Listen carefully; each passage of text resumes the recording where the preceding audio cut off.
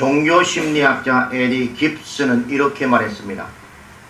하나님 앞에 나오는 사람들은 각각 좀 개인적으로 다른 체험을 가지고 있겠지만 일반적으로 볼 때의 공통점은 하나님의 주도적인 역사 안에서 믿음을 가지게 된다.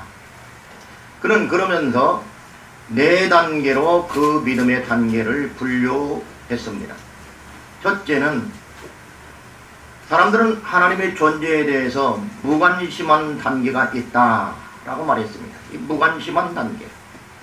이들은 하나님을 믿으려고 하지 않습니다. 철저하게 무신론을 지향합니다. 하나님이 어디 계시냐? 있으면 보여달라 라고 하는 의심의 단계가 바로 이러한 단계라고 말했습니다. 이 세상에 대부분의 사람들은 이런 단계를 거쳐서 예수 믿게 되거나 아니면 아직도 예수 믿지 않는 사람들은 이 단계에 있다고 볼 수 있습니다. 그들은 하나님의 실존에 대해서 신지식이 없습니다. 그렇기 때문에 하나님에 대하여 믿고자 하는 그런 믿음이 생길 수도 없고 또 믿는 자들을 이해하지도 못합니다. 그렇기 때문에 교회에 대해서 별별 이야기를 다 하고 심지어는 예수가 역사적인 인물이냐 그런 것까지도 의심하게 되는 겁니다.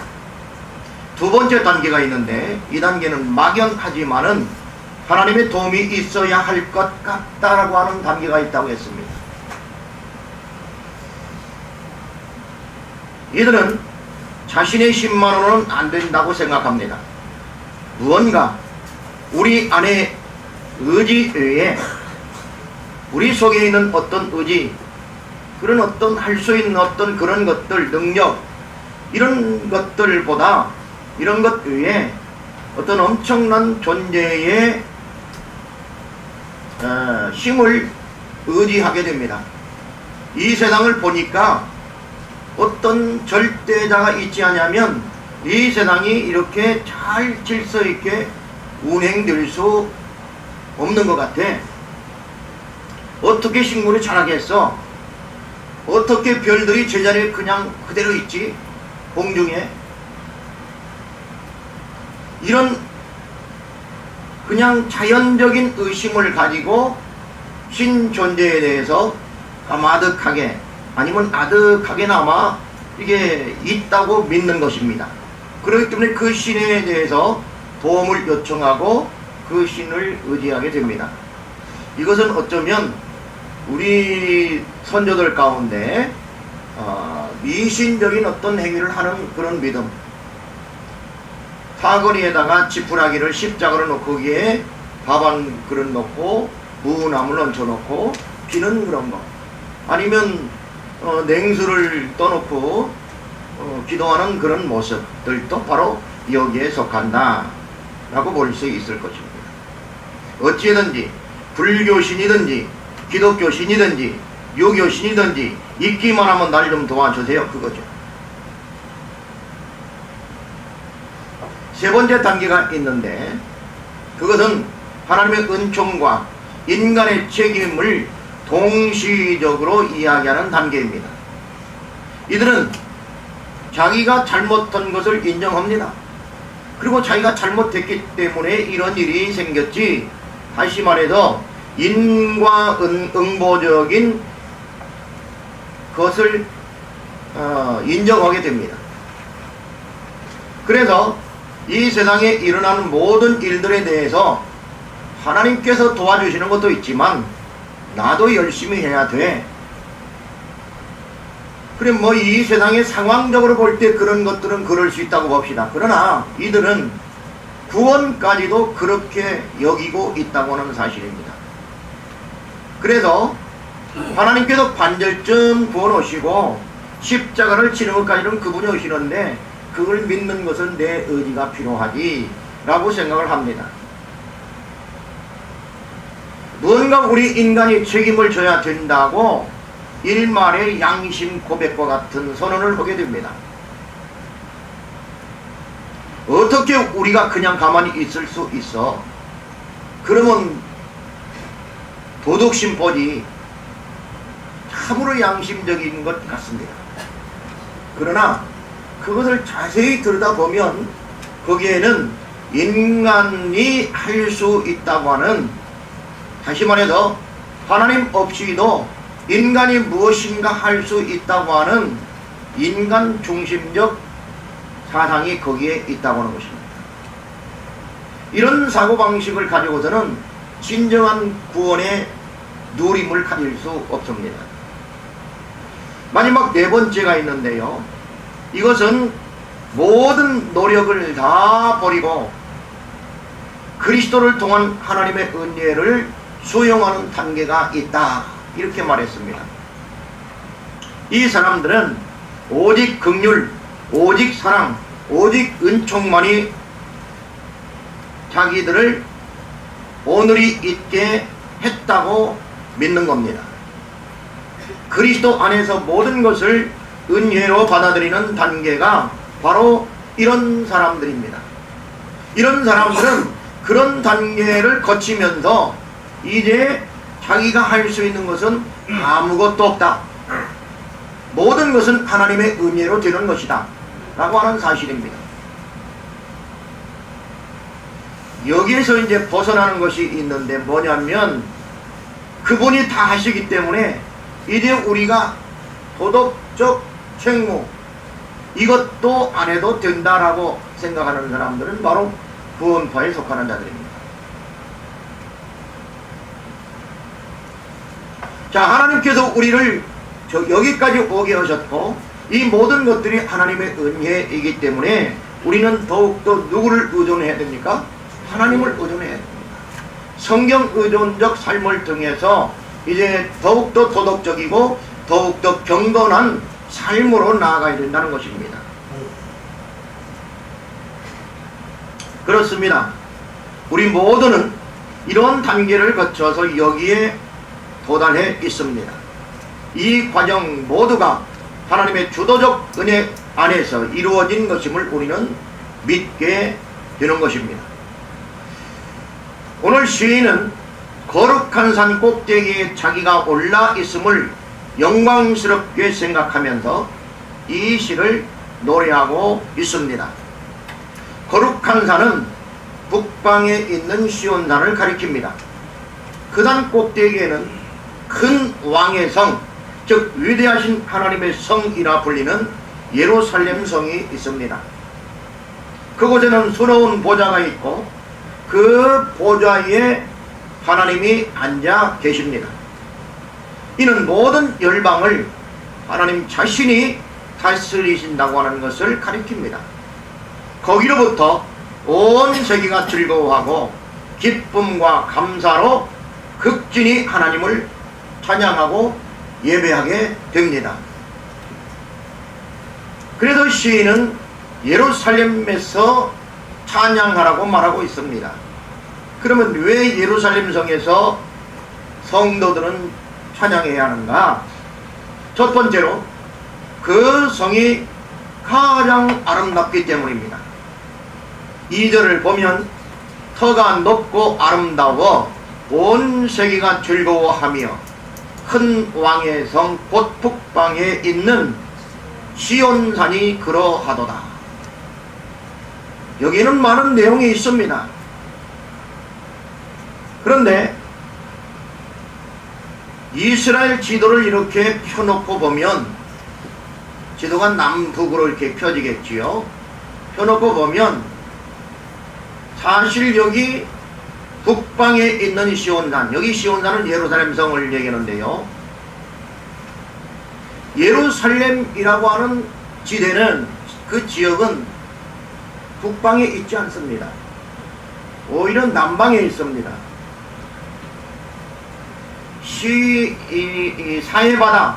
사해바다가 거의 남쪽에 있는데요, 사해바다 왼쪽 북서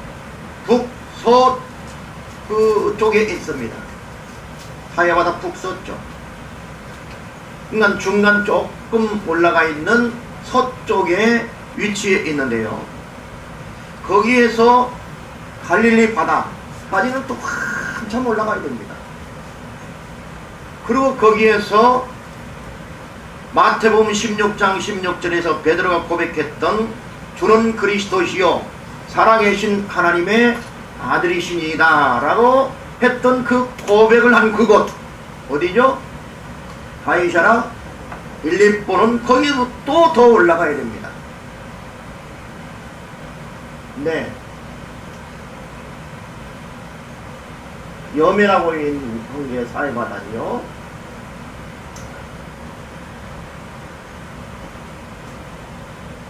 보이지요? 자, 그렇기 때문에 이런 위치적으로 볼 때에 이 시인이 북방에 있는 큰 왕의 성이라고 한 것이 상당히 잘못 표기된 것 같이 보입니다. 왜 이 사람은 북방에 있는 시온산이라고 노래했을까? 예루살렘 성 안에 있는 하나님의 성전이 있었습니다. 예루살렘 성이 있고 그 성은 800고지 위에 세워진 성입니다. 성전이 그 안에 있었는데 그 성전의 위치가 어디냐? 북동쪽에 위치해 있습니다. 예루살렘 성전을 한번 예루살렘 성을 한번 찾아봐요. 그러면 북동쪽에 자리하고 있었기 때문에 아마도 이 시인은 예루살렘 성에 이미 있고 성 안에서 북쪽에 있는 성전을 노래하면서 이 북방에 있는 시온산이라고 한 게 아닌가 생각이 되어집니다. 물론 어떤 사람들은 북방에 있는 시온산이라고 하니까 헐몬산을 가리킨다 라고 하는 학자도 있고요. 물론 헐몬산에 흐르는 이슬 그리고 그 기름 아론의 수염에 흘러내린다고 하는 표현들도 없잖아 있습니다. 그렇기 때문에 어떤 자들은 헐몬산을 얘기한 것도 같습니다. 자, 안 나옵니까? 그러나 오늘 여기에서는 예루살렘 성, 다시 말해서 시온산 꼭대기에 있는 예루살렘 성을 이야기하고 노래하는 것이 분명합니다. 그 성은 여러 산과 성 그리고 궁중을 통틀어 터가 높고 가장 아름다웠다고 노래합니다. 이는 고도가 가장 높고 너비가 가장 넓다는 것을 기준으로 하지 않았다는 것을 그곳에 가보면 알 수 있습니다. 감람산에로 내려다보면 그 성이 뭐 그렇게 엄청난 성이 되는 것은 아닙니다. 그리고 너비로 따지면 나와 있습니까? 예, 여기 지금 예루살렘 성전입니다. 지금은 무슬림들이 저렇게 지난번에 후세인 왕이 저기다가 엄청난 금을 투자를 해가지고 저 위에 뚜껑은 순금입니다. 순금판입니다. 순금판. 예, 구리판을 만드는 것처럼 순금판을 만들어 갖다가 붙였습니다. 30톤을 했다던가요. 뭐 하여튼 어마어마합니다. 그래도 거기는 무슬림들이 장악을 하고 있습니다. 왜 그럴까요? 저기는 모리아산, 이삭이 바쳐졌던 곳이고요. 저기는 아브라함이 자기의 조상 할아버지라고 생각하기 때문입니다. 왜 그러죠? 자기들은 아브라함의 혈통적 큰아들이라고 하는 영적 큰아들이 아니고 혈통적 큰아들이라고 하는 이스마엘의 후예이기 때문입니다. 그러면 그 말은 맞기는 맞지요. 그러나 영적으로는 누가 계보를 이어갔습니까? 이삭이 계보를 이어갔습니다. 그렇기 때문에 그들은 망령된 자들, 그들은 버려진 자들입니다. 영적으로 보면. 그러나 신약시대에 오면서 그들도 역시 하나님을 믿고 예수 그리스도를 구주로 믿게 되면 구원이 있습니까? 없습니까? 있지요. 그렇기 때문에 예수를 믿어야 되는데 저들 이슬람들은 예수가 하나의 선지자이고 그냥 그 여러 선지자 중에 하나일 뿐이다. 이렇게 그들은 믿습니다. 믿는 건 아니에요. 그러니까 알고 있습니다. 그렇기 때문에 어쩌면 자기 그 마호메트의 선지자로 예수가 왔다. 자, 그러면 마호메트보다 큽니까? 작습니까? 그렇게 보고 있는 거죠. 자, 이제 돌아옵니다. 저기가 지금 800고지 정도 되는데요. 지금 이쪽에서 찍은 이쪽 여기 보이는 여기는 무덤입니다. 무덤. 저기 하얗게 보이는 것들 있죠? 그거는 중세 이후 현대까지 엄청나게 돈이 많은 사람들이 예수님이 재림하면 저기로 올 거다. 그러니까 예수님의 재림을 첫 번째로 내가 목격하게 돼야지 하고 거기다가 무덤을 만들어서 사가지고 엄청난 돈을 주고 무덤에 묻히는 장소입니다. 우리는 거기까지 안 가도 됩니다. 그럴 돈이 있으면 거기 헌금 오시면 필리핀 센터 짓겠습니다. 자, 그리고 여기서 이렇게 조금 약간 이렇게 내려다 보게 되어 있는데 이쪽이 지금 감남산 쪽입니다. 이쪽이 감남산 쪽에서 찍은 겁니다. 자, 여기 이제 저기도 무덤이 있고 이쪽도 무덤이 많습니다. 하나님께서는 저 장소가 굉장히 아름답다. 지금 이렇게 말하고 있는 거죠. 시인을 통해서. 자, 그러면 그곳이 왜 가장 아름다운가? 그곳은 하나님이 계시기 때문입니다. 다른 것, 더 좋은 것, 예를 들어서 바벨론에 있었던 성, 바벨론의 성은요, 제가 누군지는 잊어버렸습니다만 어떤 왕은 자기 그 신부가 멀리에서 이웃나라에서 아내로 왔습니다. 그래서 그 아내가 자기 고향을 그리워하고 아버지를 그리워하고 살던 곳을 그리워하는 것을 보고 공중공원을 만들어 가지고 자기 신부에게 아내에게 바칠 정도로 아름다운 곳입니다. 거기에 엄청난 그 성곽들이 있고요.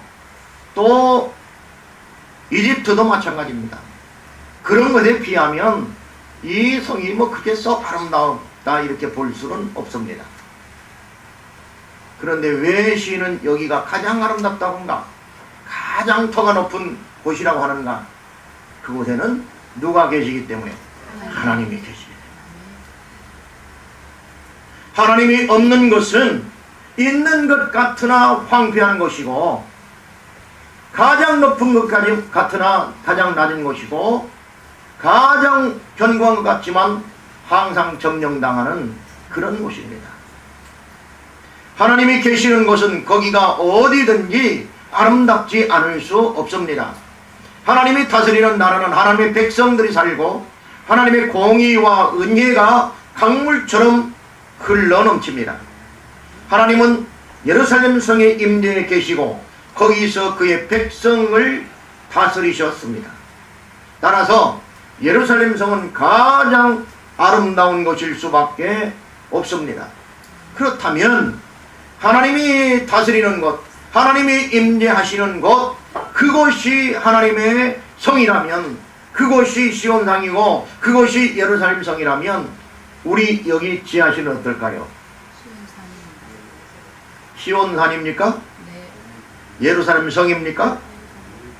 이것은 우리의 믿음과 밀접한 관계가 있습니다. 왜냐하면 하나님은 무소부재 아니 계신 곳이 없기 때문에 우리가 믿음으로 하나님을 섬기는 그런 장소로 만들어 가면 그곳에 그것이 바로 예루살렘 성이 되고 시온산이 되는 겁니다.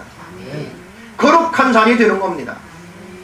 그런데 그곳에서 이상한 일들이 벌어지고 싸움과 시기와 질투가 있어진다면 아무리 많은 사람들이 모여든다 할지라도 헌금이 많이 모인다 할지라도 그것은 거룩한 산이 될 수 없습니다.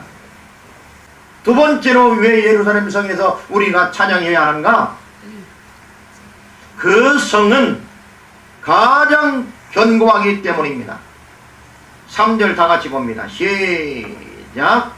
하나님이 여러 중에서 자기를 제로하셨다. 8절도 다 같이 봅니다. 시작. 그가 그대로 왕국의 여호와에서 하나님의 세상에서 하나님이 영원히 하셨다. 여기 보면 3절에서는 자기를 여러 궁중에서 하나님이 자기를 무엇으로 알리셨어요? 요새라고 했어요. 요새.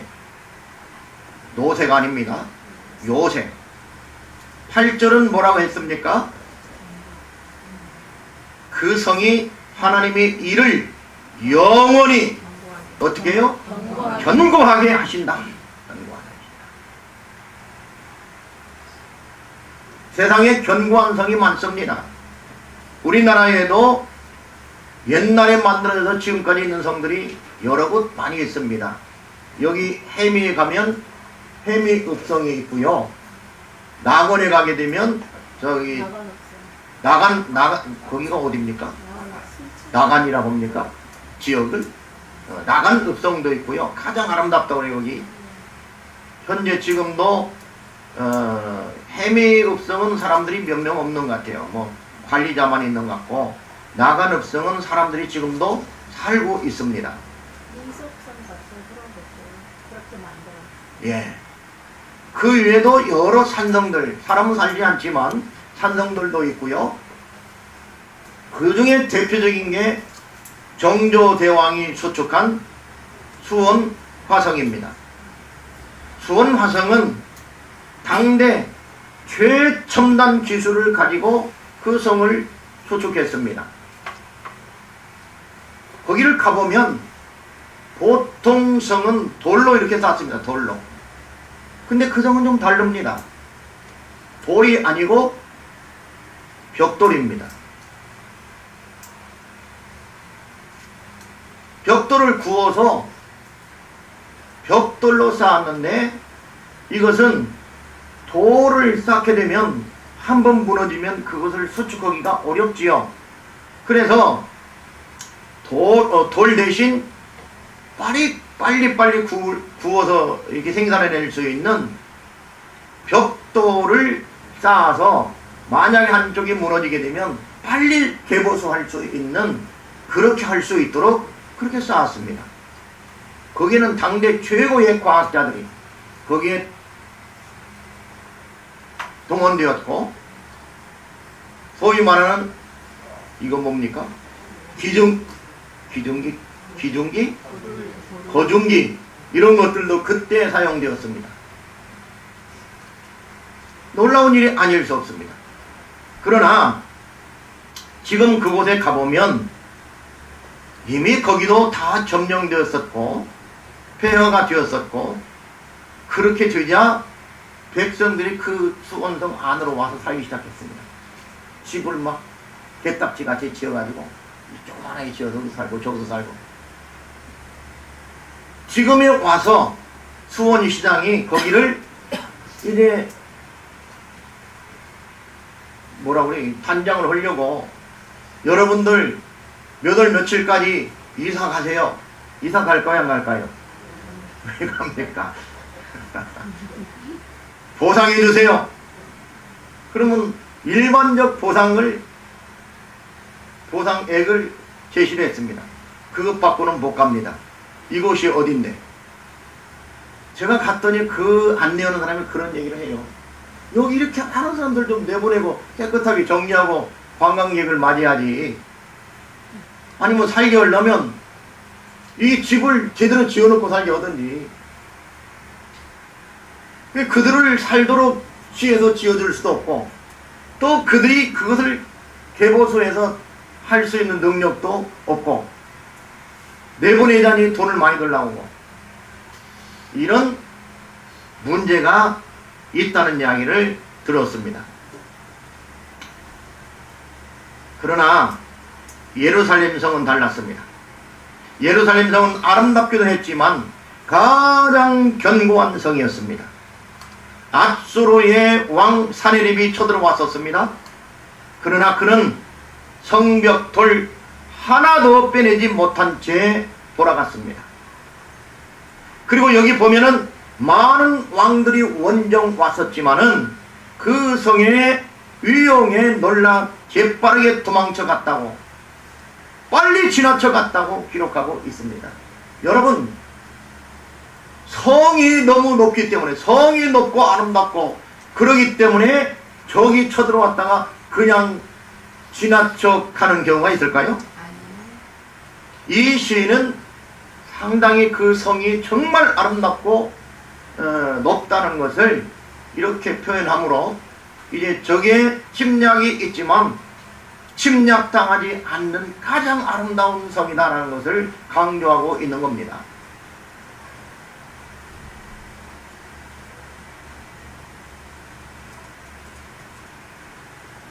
그들이 지나갈 때 그 두려움이 있었는데, 근데 그 고통이 해산하는 여인보다 더했다고 했습니다. 해산하는 고통이 얼마나 크고 놀라운지 우리는 애 낳은 사람들은 압니다.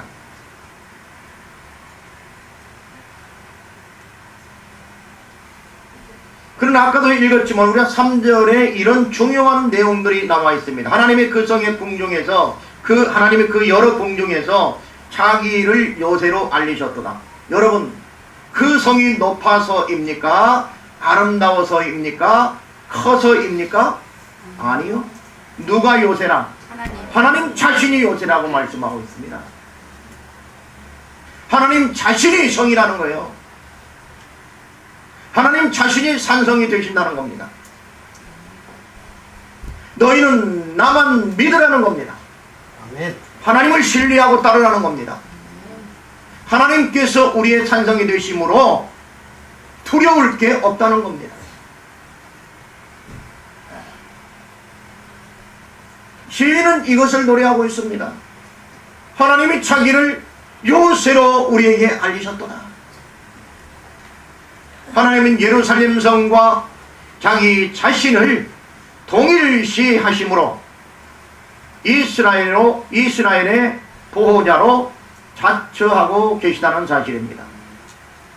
여러분 보세요. 우리가 보호자다 그러면 어떻게 합니까? 연약한 아이들이나 연약한 과부나 연약한 청소년들을 어른이, 돈이 없는 사람들에게는 돈이 많이 가진 사람이, 힘이 없는 사람에게는 힘을 갖고 있는 사람이 보호자가 되는 거지요. 그럼 두려워합니다. 깡패들을 만났어요. 은희가. 그럼 아버지가 이렇게 크니까 걱정하지 마라. 내가 보호자잖니? 걱정하지 마. 그런데 보호자가 누구라고 할까? 저기 다현이가 누나 걱정하지 마. 내가 보호자잖아. 그렇게 했다고 봅시다. 은희가 어떨까요?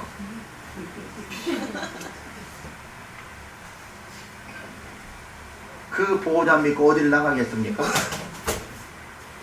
누가 보호자가 되느냐, 이것은 매우 중대한 일입니다.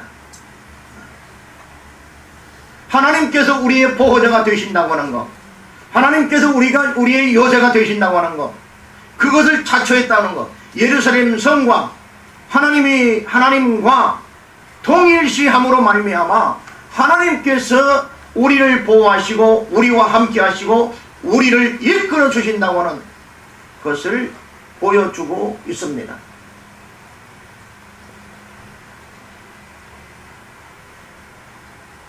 8절도 말씀합니다. 8절 다 같이 한번 읽습니다. 시작.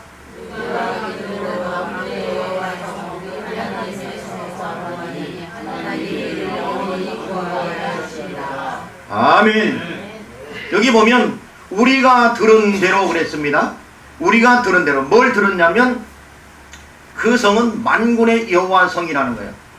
만군의 여호와의 성. 그리고 우리 하나님의 성에서 보았나니 만군의 여호와의 성, 하나님의 성에서 자기들이 보았습니다. 그런데 하나님이 그 성을 영원히 견고하게 하실 것을 약속해 주셨습니다. 할렐루야. 하나님의 성은 그러기 때문에 영원하다는 거예요. 견고하기 때문에 이제는 누가 허물 자가 없다는 거예요. 아니, 그럼 예루살렘 성은 지금도 있는가? 아까 저기처럼? 저거는 다시 다 수축한 겁니다. 새로 수축한 것을 밑에 가봤더니요, 그 밑으로 바로 이제 버스 다닐 수 있도록 도로가 있어요. 이렇게 보니까 진짜 높아요. 한 3층 4층 됩니다. 그 성이. 어떤 쪽은 쳐들어갈 수 없습니다. 그런데 그 성이 아무리 견고할지라도 바벨론 군대는 막지 못했고 로마 군대는 막지 못했습니다. 바벨론에 누가 와서 무너뜨렸어요? 누가 와서? 바벨론 누가 와서? 응? 누구요? 느부갓네살.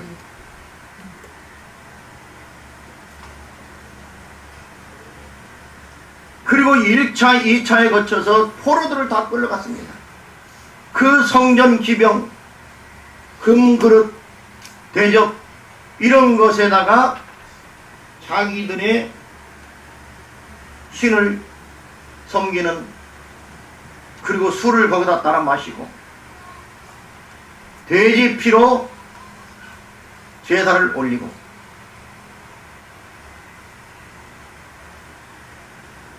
그 이후에 헤롯이 다시 성을 수축합니다.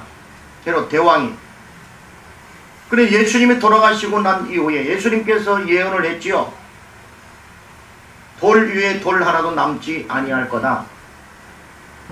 근데 주후 70년, 그러니까 예수님이 돌아가시고 약 40 몇 년 후에 로마의 군대가 들어왔는데 티투스 장군에 의해서 그 성은 완전히 무너지고 말았습니다. 폐허가 되고 말았습니다. 그 돌들, 이렇게 큰 돌들, 이보다 더 큰 돌들도 있습니다. 돌들 사이사이 켜켜에 황금을 깔고 이 성을 쌓았다는 소문이 돌기 시작하면서 로마 군대는 그 황금을 찾기 위해서 지렛대로 모든 성벽을 다 무너뜨렸습니다. 돌 위에 돌 하나도 남지 않았습니다.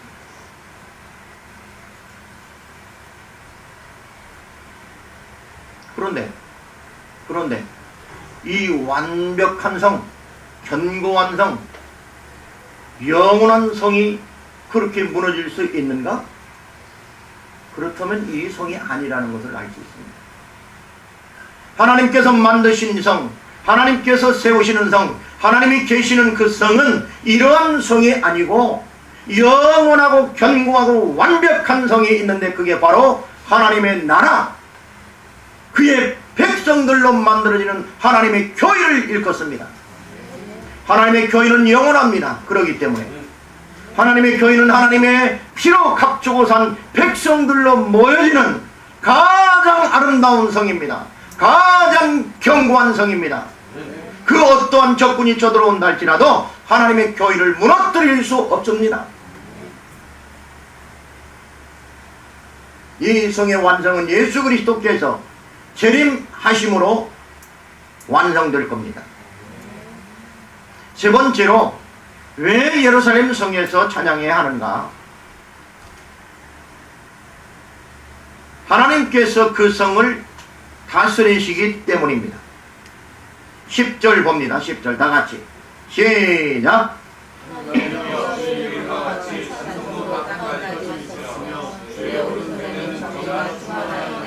14절 봅니다. 시작.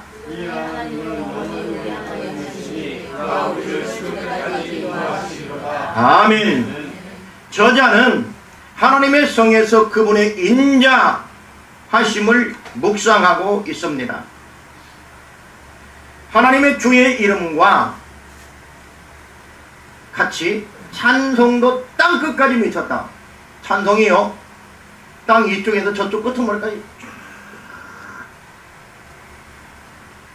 그리고 오른손에는, 주님의 오른손에는 뭐가 있어요? 정의가 충만하다. 정의는 정치적인 용어입니다. 사실은 다스림에 대한 용어입니다. 그렇기 때문에 구원받을 자들에게는 정의가 사랑으로 나타나는 거고요, 구원받지 못할 죄인에게는 정의가 심판으로 나타나는 겁니다. 그렇기 때문에 사랑과 심판은 같은 곳에서 일어나는 현상입니다. 같은 대상들을 같은 대상들을 향해서 일어나는 현상입니다.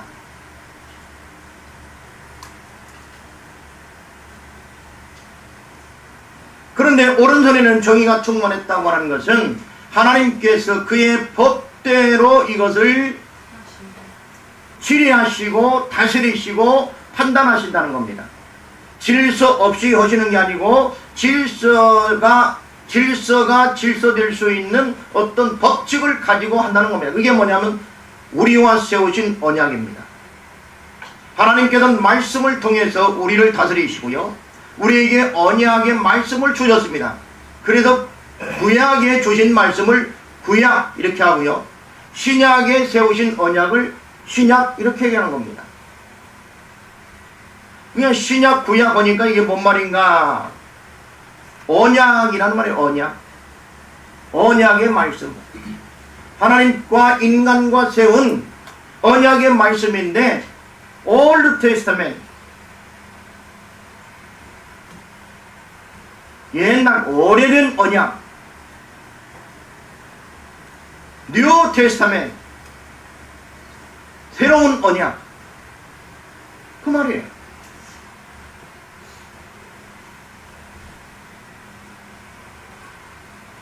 하나님께서는 이처럼 우리에게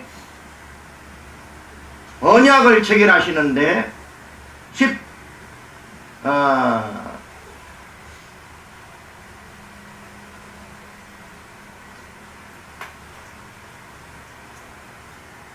14절에 이 하나님은 영원히 우리 하나님이시니 그가 우리를 죽을 때까지 인도하신다, 이렇게 말씀하고 있습니다. 성경은 여러 곳에서 하나님을 지칭할 때에 특별히 시편에서는 여호와라는 이름을 사용하고 있고요, 그 다음에 그분의 인자하심에 대해서 설파하고 있는 것을 볼 수 있습니다. 이런 것들은 바로 인자라는 말은 헤세드라는 말인데 하나님의 언약적 사랑을 얘기합니다. 언약 관계 속에서 일어나는 사랑, 다시 말해 긍휼히 여기는 사랑을 헤세드, 인자라고 번역을 합니다. 저자는 바로 하나님의 인자하심을 묵상하고 있다 그 말입니다. 그런데 그 묵상 가운데 하나님의 이름을 묵상하고 있는데, 이름도 하나님의 이름이 온 세상에 편만하지만은 하나님을 찬송하는 그 찬송 소리도 온 땅까지 미치게 되었다는 거예요. 그리고 그 정의가 충만하다는 것도 똑같은 이야기죠. 그 정의가 이르지 않는 것이 없다는 겁니다.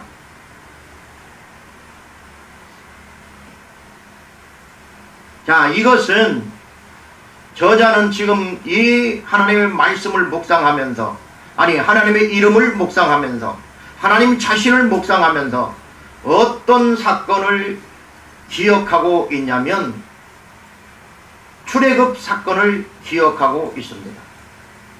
하나님께서 그때에 애굽의 종로로 타던 자기의 백성들을, 자기의 선조들을 60만 대군, 전체 200만 대군을 홍해를 건너게 하시고, 그리고 모세의 군대는 거기에 수장시키신 일들, 그리고 광야 40년 동안에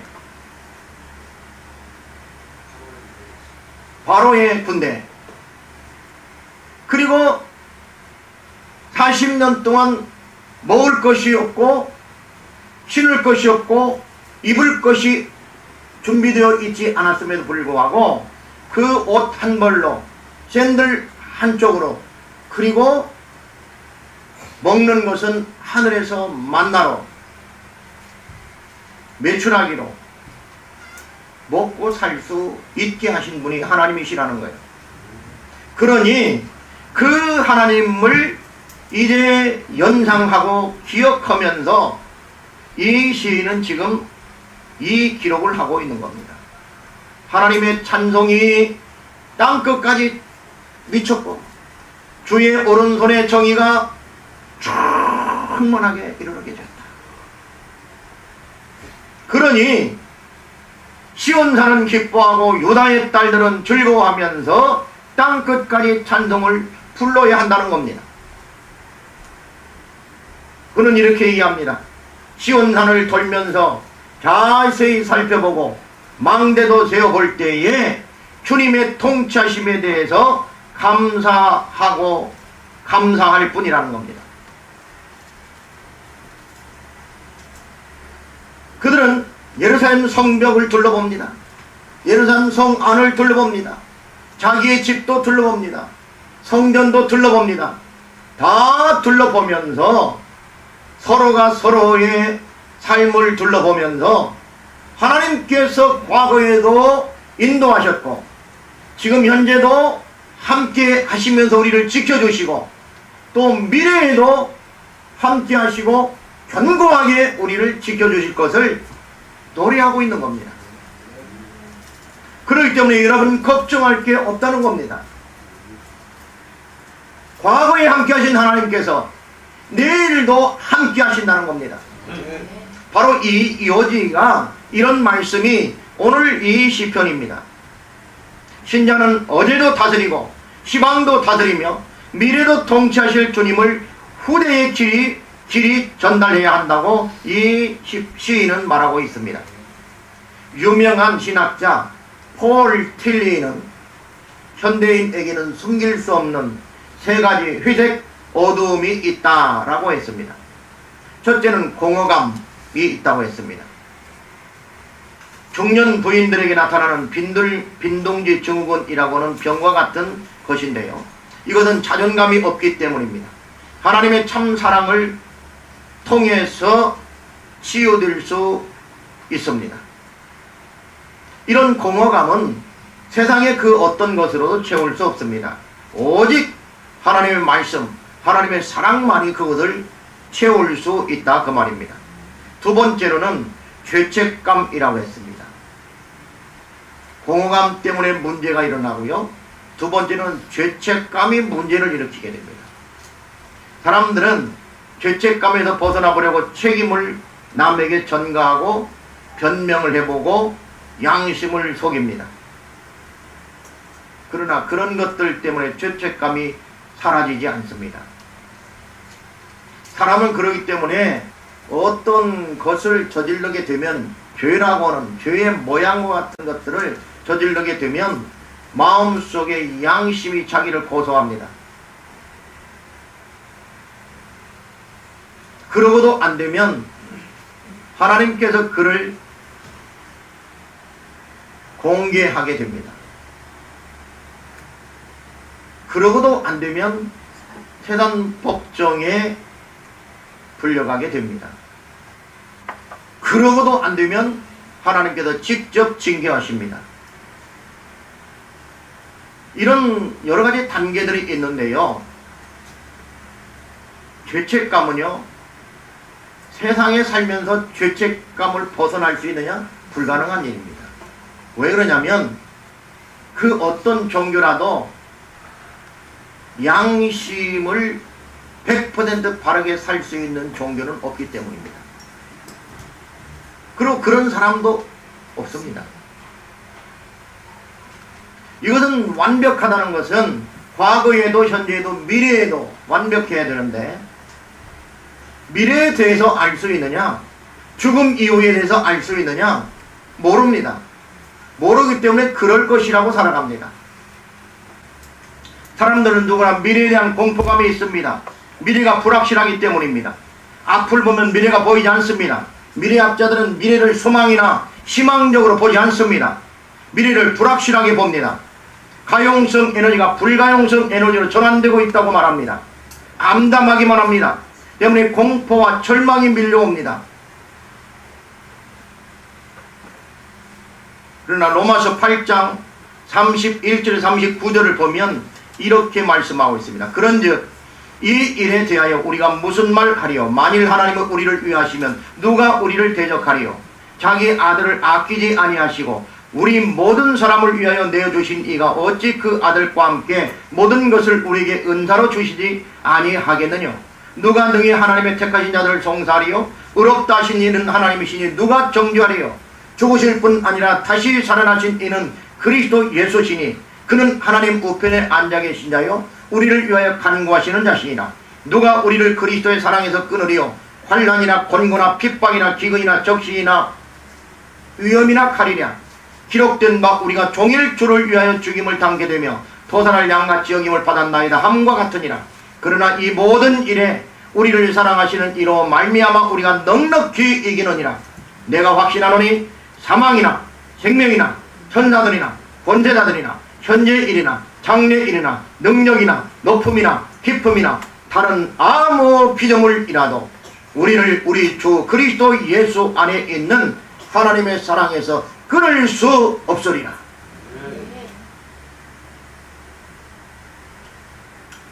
신자는 가장 아름답고 견고하며 하나님이 다스리는 거룩한 시온산 예루살렘에서 찬양하는 자들입니다.